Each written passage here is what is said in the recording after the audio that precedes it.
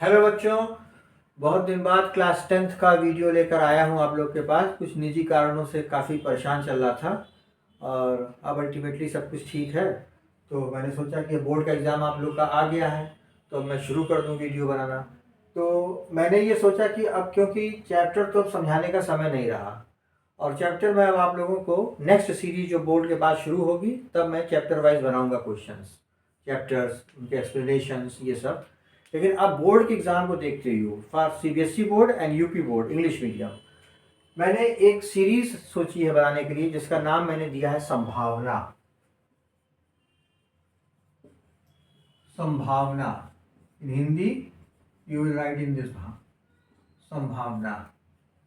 संभावना ये सीरीज मैंने दी है और इस सीरीज के अंतर्गत मैं साइंस में और मैथ्स में और इंग्लिश में भी कोशिश करूंगा कि आपको कंटेंट दे दूं। और ये जो मेरी संभावना सीरीज है, ये जो मेरी संभावना सीरीज है स्टूडेंट्स, ये 2025 के सीबीएसई और यूपी बोर्ड इंग्लिश मीडियम के लिए है। तो मैं कोशिश करता हूं कि इसमें आप लोगों को वही क्वेश्चंस कराऊं जो कि मोस्ट एक्सपेक्टेड हों बोर्ड के एग्जाम में आने के लिए और आप लोग को इससे मेरी मदद मिले। तो चैनल को शुरू करने से पहले एक बार आप लोग सब्सक्राइब जरूर कर लीजिएगा, जैसे कि पहले भी करते आए हैं। और अब ये सीरीज निरंतर आप लोग के साथ चलती रहेगी। Hope all the best for all of you. और शुरू करते हैं सरफेस एरियाज एंड वॉल्यूम से। रैंडम मैं चैप्टर्स लूंगा जो मुझे समझ में आएंगे जल्दी जल्दी करने के लिए। तो सरफेस एरियाज एंड वॉल्यूम्स में पहले मैं आपको बता दूं क्यूबॉइड में आपके लिए इंपॉर्टेंट फॉर्मूला जो हो जाएगा, एक तो वॉल्यूम, इसका वॉल्यूम के लिए आप लिख देंगे L into B into H. Now I don't have to tell you what is L and what is B and what is H. Since you are studying in class 10th, you should know that what is L, what is B and what is H. तो volume of A cuboid के बारे में आप ये जानते ही होंगे कि ये एक ऐसा डिब्बा जिसमें इसकी लेंथ और ये इसकी ब्रेथ और ये इसकी हाइट, तीनों चीज अलग अलग होगी। तो इसका वॉल्यूम निकालना होगा तो L into B into H। और ऑब्वियसली अगर ये वॉल्यूम है तो इसकी जो यूनिट होगी बच्चों, ये आप निकालिएगा तो सेंटीमीटर क्यूब में निकालिएगा और मीटर क्यूब में निकालिएगा और मीटर क्यूब में। अगर L B H सब मीटर में दिया है तो मीटर क्यूब में निकालेंगे, सेंटीमीटर में दिया है तो सेंटीमीटर क्यूब में निकालेंगे।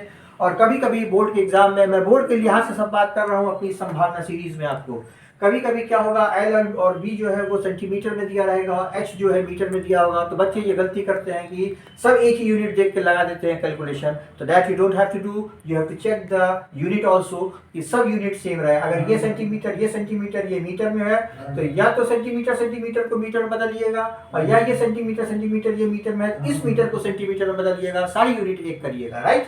तो ये वॉल्यूम हो गया।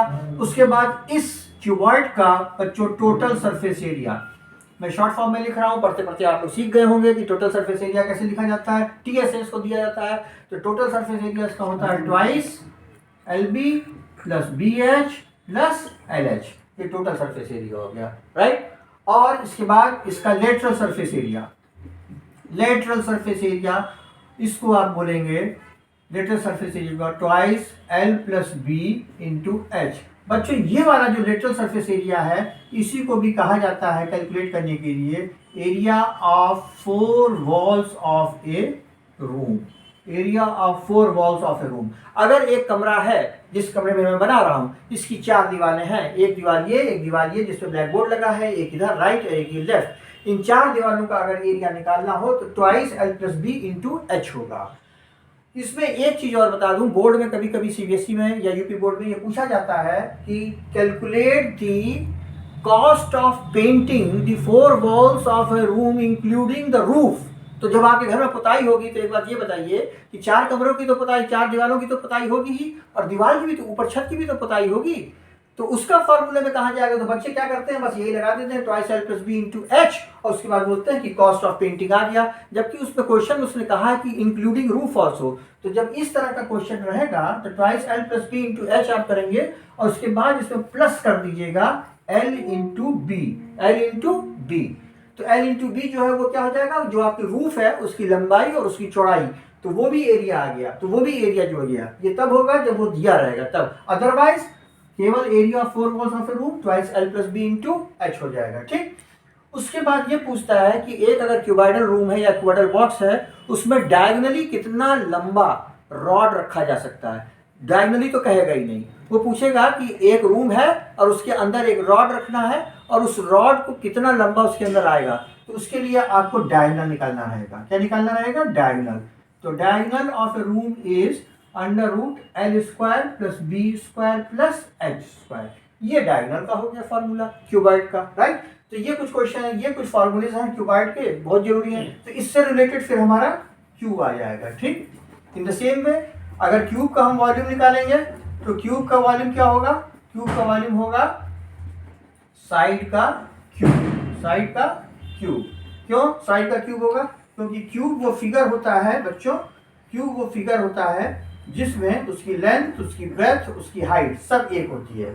तो कुछ किताबों में एल के रूप में रहता है तो आप उसको एल का क्यूब कह सकते हैं, किसी में ये साइड ए दिया रहता है तो यू विल से ए का क्यूब। तो वॉल्यूम हो गया। Total surface area of this cube, total surface area सब कुछ बराबर है, इसका अगर टोटल सरफेस एरिया निकालना है that is equal to 6a square, where a क्या है? ए इसका साइड है। चलिए यहाँ पे मैं ए लिख दे रहा हूँ, यहाँ पे यहाँ एल बना हुआ है, सर ने वहाँ ए लिख दिया, ये ए है, ये है और ये, तो 6a क्यूब। इसके बाद इसका lateral surface area LSA, lateral surface area 4a square, 4a square. अब बात आई इसमें डायगोनल, इसमें कितना लंबा रॉड रखा जाता है? क्या देगा क्वेश्चन में? There is a cube of side 3 centimetre, find the maximum length of the rod which can be kept inside that cube. तो क्यूब के लिए जो है डायगोनल का फॉर्मूला बच्चों हो जाएगा, क्यूब के लिए diagonal is equal to under root 3 और a। क्वेश्चन ये याद रखिएगा, किताबों में आप लोग पढ़ते हैं अंडर रूट 3a लिखा रहता है, ऐसे लिखा रहता है। तो कुछ बच्चे समझते हैं कि सर अंडर रूट के अंदर a भी है। No, it's not written inside the under root, ठीक। तो ये होगा अंडर रूट 3 और a जो है बाहर, where a is the side, ठीक है।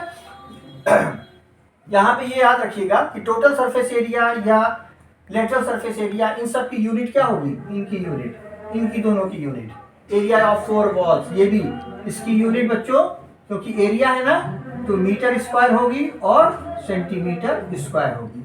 सब मीटर में दे रहा है तो मीटर स्क्वायर सेंटीमीटर, ऐसे यहाँ भी होगा। इसका क्यूब का जो वॉल्यूम है वो इसी तरह से centimetre cube, lateral surface area, total surface area, ये जो है ये आपका निकलेगा सेंटीमीटर स्क्वायर में या मीटर स्क्वायर में। हाँ, डायगोनल, डायगोनल क्या है बच्चों? लंबाई, डायगोनल लंबाई है। कि इसकी यूनिट क्या होगी? इसकी यूनिट आपकी होगी, इसकी यूनिट मीटर और सेंटीमीटर लंबाई होगी। इसी तरह से इस डायगोनल की भी यूनिट जो होगी, इस डायगोनल की भी जो यूनिट होगी वो मीटर होगी और सेंटीमीटर होगी, इस डायगोनल की भी। ये पूरा अंडर। तो आई होप क्यूब और क्यूबाइड से रिलेटेड मैंने आपको कुछ फॉर्मूलेज और उन फॉर्मूलेज से संबंधित जो कॉन्सेप्ट है लगाने के लिए वो कैसे लगाया जाएगा, यूनिट पे कहाँ गलती होगी कहाँ नहीं होगी, ये मैंने बता दिया है। नेक्स्ट वीडियो में तुरंत एक बनाने जा रहा हूँ जिसमें मैं आपको क्यूब और क्यूबाइड के कुछ अच्छे अच्छे क्वेश्चंस बताऊंगा। उसके बाद स्फीयर, सिलेंडर, हेमिस्फीयर, इसके बाद और कोन की बात हम लोग करेंगे। Okay, right, thank you, bye bye. अच्छा लगा तो सब्सक्राइब जरूर करिएगा और फिर जल्दी मिलते हैं आपको। और इस संभावना सीरीज में मैं आपको अच्छे से अच्छे क्वेश्चन सब कराऊंगा।